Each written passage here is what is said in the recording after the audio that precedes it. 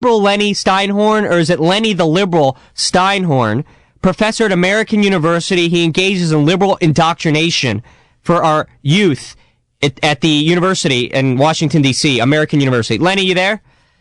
Yeah, Andy, just imagine if you were in my course and this would be a left-wing radio show, right?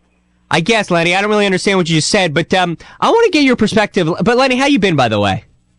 Not too good. I've been stuck in traffic, and I'm actually blaming you for it.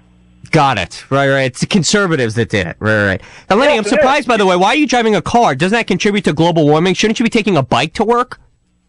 It's not to work. It's to my son's baseball game, Okay. Public school, which our tax dollars support. But I got to tell you the reason why I'm blaming you. It's not because you're conservative.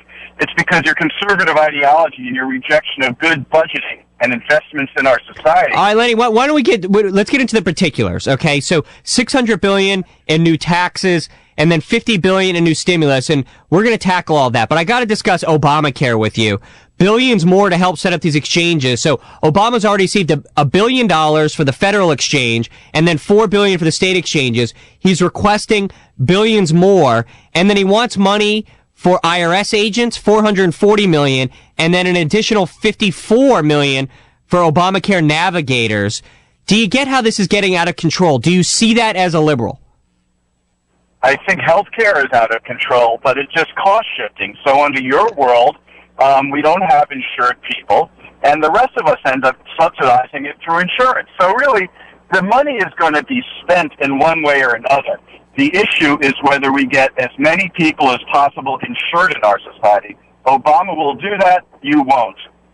Okay, and you're saying that I won't, even though I'm a proponent of health savings accounts, meaning that people who are responsible, just like many people are responsible for their own retirement, you can make them responsible for their health care, because then as soon as you put, when people have to use their own health care dollars, and remember these health savings accounts, you say, well, Andy, not everybody can save on their own.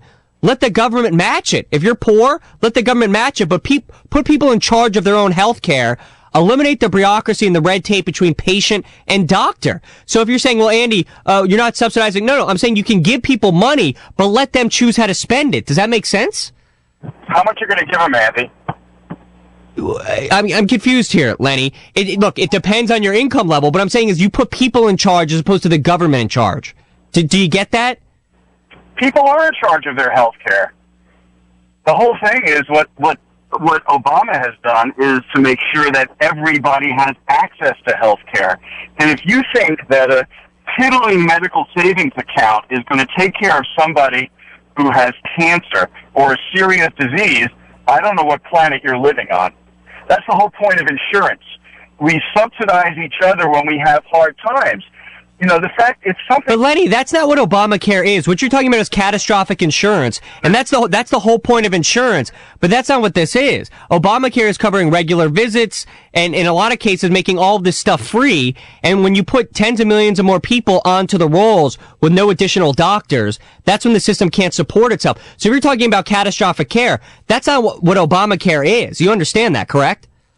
Well, insurance covers the whole thing, but the whole point is that what you want is for people to get preventive care and go see their doctors before something serious happens, in which case it costs us a lot more than that. So it's really cost shifting. The money's going to be spent, but I don't want to have to subsidize somebody who has far worse illness because they can't get preventive care under your system.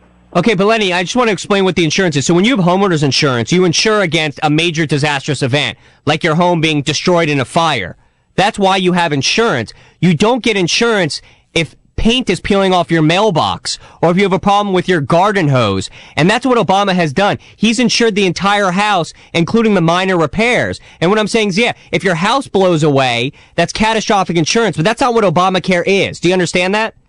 Well, actually, my house insurance was very helpful for me when we had this huge mega storm, the Snowmageddon. And my house didn't get destroyed, but it did cost me far more money than I could have spent to be able to repair things. So yeah, but you have a deductible, correct? Covers people in a variety of circumstances.